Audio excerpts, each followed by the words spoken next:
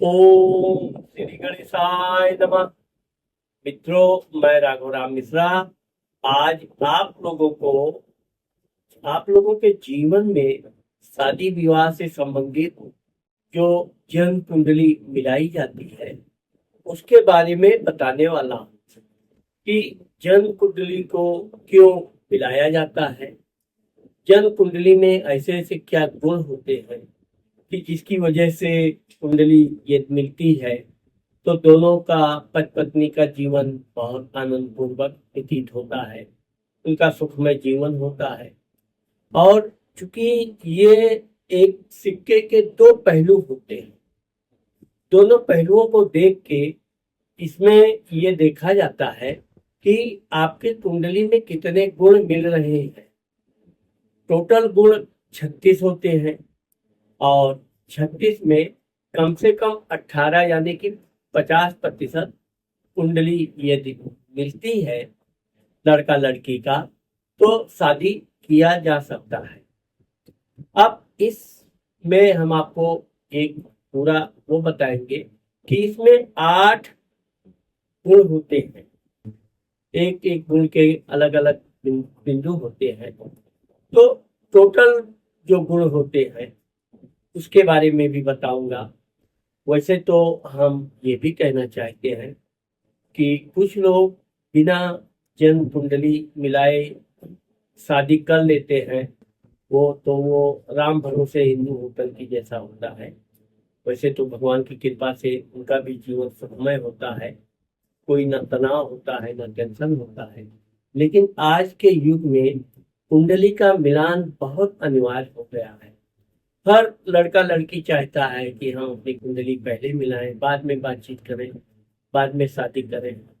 तो हम आपको बताते हैं कि वो 8 मुख्य क्या गुण होते हैं जिससे कि उनके बीच में ये देखा जाता है। सबसे पहले होता है वर्ण। वर्ण के मामले में आप जानते हैं कि वर्ण कुंडली में भी वर्ण का बड़ा महत्व होता है। ये जाति संबंधी सूचक होता है। कुंडली में भी ग्रहों की एक जाति होती है। हम लोगों की जिस तरह 4 वर्ण हैं, ब्राह्मण, क्षत्रिय, शूद्र, वैश्य, उसी तरह ग्रहों के भी वर्ण होते हैं। तो कुंडली में जब ये अगर समान रूप के वर्ण मिल जाए, जैसे ब्राह्मण को ब्राह्मण वर्ण का ग्रह मिल जाए तो कुंडली बहुत अच्छी मानी जाती है। यहाँ पर आपको एक गुण मिलते हैं। अगर कुंडली में किसी का क्षत्रिय वर्ण है, लड़के का, लड़की का शूद्र वर्ण है, तो यहाँ पर आधा गुण मिलते हैं, यानी कि 50%, एक गुण का आधा। अब ये उतने वो नहीं होते हैं, लेकिन फिर भी यह भी एक गुण भी महत्व रखता है। दूसरा होता है वश्य। अब वश्य के बारे में ये बताया जाता है कि लड़का लड़की या नर नारी के बीच में आकर्षण कितना रहता है, दोनों की अधीनता कैसी रहती है। ये भी बहुत, इसमें 2 गुण मिल रहते हैं। तो ये बहुत अनिवार्य होता है क्योंकि जब तक दोनों के अंदर आकर्षण नहीं होगा, दोनों एक दूसरे के अधीन रहने का प्रयास नहीं करेंगे, तो यहाँ पर कुंडली में जो मैच मेकिंग होता है, कुंडली मिलान, तो यहाँ पे भी ये दिशा दर्शाता है। अब जैसे हम आपको उदाहरण देते हैं कि अगर किसी पुरुष का चतुष्पाद है और लड़की का जो वश्य है वो मानव है, द्विपाद, तो यहाँ पर ये दिखाता है कि आपके दोनों लोगों के जो गुण है ये मध्यम रहते हैं। इसलिए यहाँ भी 2 गुण में भी आपके कमी आती है। अब तीसरा जो होता है तारा। तारा के 3 गुण होते हैं। तारा के ये दिखाया जाता है कि लड़का लड़की की आयु और वैवाहिक जीवन में मधुरता, ये बहुत जीवन में अनिवार्य होता है। एक दूसरे के प्रति मधुरता रहना या वियोग रहना। अब मधुरता का मतलब आप समझ गए होंगे कि अगर लड़का यानी पुरुष कहीं घर से बाहर काम पे गया, घुस गया और दोनों में मधुरता है, तो उसकी पत्नी हमेशा उसकी चिंता में बैठी रहेगी। थोड़ा भी लेट हो गया ऑफिस से आने से या काम से आने से, तो वो विचलित हो जाएगी। ये कहते हैं मधुरता। और एक होता है वियोग। अब वियोग में क्या होता है कि पुरुष काम पे चला गया, पत्नी यहाँ काम कर रही है, उसको कोई चिंता नहीं है, वो आएंगे, हाँ अपना आएंगे, लेट भी हुआ तो भी कोई, इसको कहते हैं वियोग, मतलब कोई आकर्षण नहीं है विशेष। इसका भी कुंडली में बड़ा महत्व होता है। इसीलिए कहा जाता है कि कुंडली के मिलान में भी तारा का बल देखा जाता है, तारा की यो देखी जाती है। अब जैसे किसी पुरुष का तारा मैत्र है और किसी स्त्री का तारा विपत है, तो दोनों के गुण आधे हो जाते हैं। यानी कि ये आप मान के चलिए कि यहाँ पर जो आपको 3 गुण मिलने चाहिए, वो आपके 1.5 गुण यानी 50% गुण मिलते हैं। अब आइए योनि के बारे में। आज के युग में शारीरिक संबंध का बहुत महत्व है। पहले भी था, ये जब से प्रकृति का जन्म हुआ, प्रकृति जब तक है तब तक पति पत्नी के बीच में आपसी शारीरिक संबंध का बहुत महत्व है। इसीलिए जन्म कुंडली में शारीरिक महत्व को जानवरों से, पशुओं से दर्शाया गया है कि जैसे शेर और हाथी का नहीं जमता है, गाय का शेर से नहीं जमता है। तो ये दोनों फिजिकली संबंध के बारे में बताया जाता है। अब इसकी जो यौन संबंध से होता है, इससे दोनों की संतुष्टि कितनी है, दोनों एक दूसरे से कितने खुश हैं, आनंद है पाते हैं, इसके बारे में दर्शाया गया है। अब हम जैसे किसी का ये बता रहे हैं कि ये नर का और नारी का दोनों का सेम गण योनि है, तो दोनों के 100% मिलते हैं। जैसे शेर का हुआ, घोड़े का घोड़े से हुआ, सर्प, इसमें बिल्ली, चूहे आदि के भी नाम है। तो यह चीज ये दिखाता है कि अगर वे एक दूसरे के शत्रु हैं तो गुणों में कमी आएगी। वो कितने शत्रु हैं, तो इसीलिए ये प्रकृति के द्वारा दिखाया गया है कि लोग इसे आसानी से समझें। यहाँ पर योनि को 4 गुण दिया गया है। अब 4 गुण में अगर 4 के चारों मिल रहे हैं तो इनका जीवन बहुत सुखमय और बहुत आनंद से व्यतीत होता है। अब हम बात करेंगे ग्रह मैत्री। 5वां जो अंक आता है ग्रह मैत्री, दोनों के ग्रहों की मैत्री कैसी है। अब जैसे नर की ग्रह का स्वामी गुरु है और नारी लड़की का ग्रह का स्वामी बुध है, तो दोनों के बीच में चूंकि दोनों ग्रहों का यहाँ पर शत्रुता संबंध है, इसलिए यहाँ 0 गुण प्राप्त होते हैं। यहाँ पर ये भी देखना रहता है कि लड़के की राशि का स्वामी लड़की के राशि के स्वामी से कितना संबंध है। अगर मित्रता संबंध है तो अत्युत्तम, अगर थोड़ा कटुता है तो मध्यम, और अगर शत्रुता है तो। अब गण की बात करते हैं। गण का बड़ा महत्व होता है।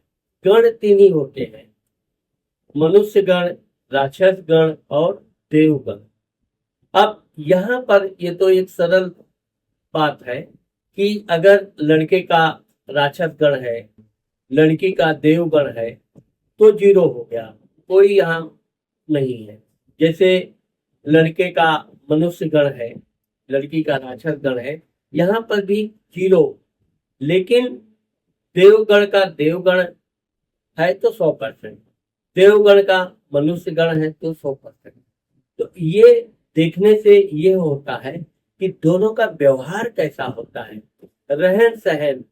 जैसे कि जो जिसका गण राक्षस होता है वो खाने पीने वाले आजाद किस्म के, झगड़ालू स्वभाव के, क्रोधी। और जो जिसका देवगण होता है वो धार्मिक, स्वच्छ विचार, सत्य वचन बोलने वाले, लड़ाई झगड़े से दूर रहने वाले, धर्म कार्य में लिप्त रहने वाले। तो यह चीज भी बड़ा महत्व होता है, क्योंकि गण में 6 बिंदु मिलते हैं। तो इसका दोनों के साथ कैसे संबंध है ये भी देखा जाता है। अब भकूट ये 7वां नंबर का आता है। भकूट का बड़ा महत्व होता है कि ये नर नारी के बीच में लेन देन कितना रहता है। आपने किसी से, अपनी पत्नी से कुछ ले लिया, कपड़ा धन कुछ, और आपकी पत्नी ने खुशी खुशी दे दिया, कभी उसकी चर्चा नहीं की। ये अच्छे लेन देन, मतलब अच्छे भकूट में आते हैं। और ये होता है कि आपने अपनी पत्नी से कुछ धन ले लिया, अगले दिन उसने मांग रख दिया। तो ये, चूंकि ये सांसारिक जीवन है, ये एक सिक्के के 2 पहलू हैं। अब क्योंकि पुरुष को इसलिए बुरा लगेगा कि मैं कहीं भागा जा रहा हूं, दे दूंगा या नहीं है, जो भी है, तो भकूट का बड़ा महत्व होता है। आप देखेंगे कि यदि नर की राशि धनु है और नारी का राशि मिथुन है, तो चूंकि दोनों धन संचय अच्छे लेन देन वाले होते हैं, यहाँ पर 100 के 100% गुण मिलते हैं। यानी कि आपको पूरे 7 गुण मिलेंगे।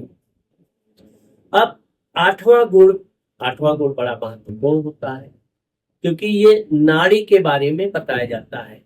नाड़ी के मिलने या न मिलने से, नाड़ी का अगर मिल रहा है तो उनके दाम्पत्य जीवन में संतान का सुख कैसा रहेगा, कब संतान होगा, संतान कैसा होगा। और अगर नाड़ी नहीं मिल रही है तो संतान सुख में बाधा आती है। इसीलिए अगर किसी का नर का नाड़ी आधा है और लड़की का भी आधा है तो 0% होता है। यहाँ पर सेम टू सेम नहीं होना चाहिए। अगर सेम टू सेम है तो आपके नाड़ी 0 बिंदु आते हैं। इसके अलावा भी कुंडली में मांगलिक आदि का भी चर्चा किया जाता है। मंगल दोष है तो मंगल दोष को काटने के लिए राहु, शनि आदि भी। तो अगर लड़का है तो लड़की में राहु होना चाहिए, शनि होना चाहिए, या लड़की मांगलिक होना चाहिए। ये कुंडली के ऊपर निर्भर करता है। लेकिन इसमें से जो मुख्य बिंदु होते हैं, जो मैंने आपको 8 बिंदु बताया, ये 8 बिंदु में जैसे नाड़ी के मामले में 8 अंक दिए गए हैं, भकूट के बारे में 7 दिए गए हैं। अब 8 7 15, ऐसा आप टोटल करेंगे। गण में 6 बिंदु दिए गए हैं तो 15 और 6 21 हो गए। फिर ग्रह मैत्री में 5 गुण दिए गए हैं तो 21 5 26 हो गए।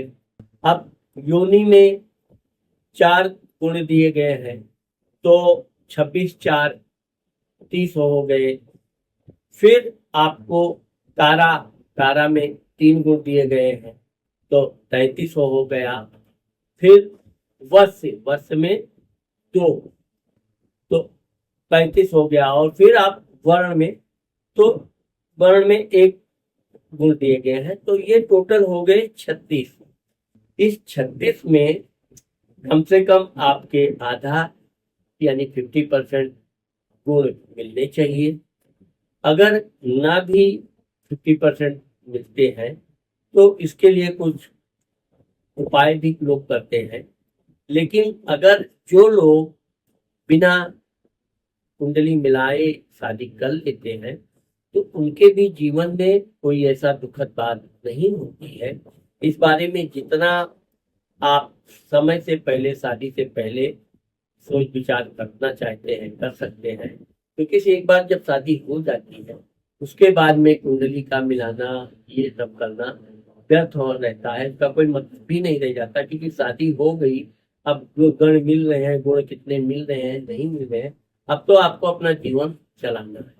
तो अपने जीवन को चलाने के लिए जैसे कुछ किसी में कुछ कमी निकलती है तो किसी में कुछ कमी, तो कहीं ना कहीं दोनों को थोड़ा कंप्रोमाइज करके एक दूसरे का सहयोग करते हुए जीवन सुखमय व्यतीत करने का लोग प्रयत्न भी करते हैं, और ऐसा करना भी चाहिए।